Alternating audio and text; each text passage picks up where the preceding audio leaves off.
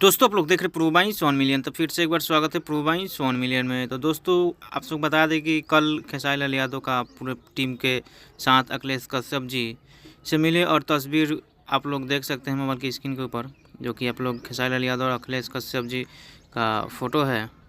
जो कि आप लोग बता दें कि खेसारी लाल यादव के एक नए गाने का पोस्टर भी आया है और फिल्म का दोस्तों फिल्मी रिश्ते में तो ट्रेलर आप लोग नहीं देखे हैं तो जाकर के देख सकते हैं। बहुत ही अच्छा है। होली का गाना था और यह प्रयास इस फिल्म में होली का रिलीज किया जाएगा। प्रयास है कि होली में रिलीज़ किया जाएगा और परसों 28 तारीख को, कल 28 तारीख को सुबह 6:30 बजे रिलीज होगा खेसारी म्यूजिक वर्ल्ड पे।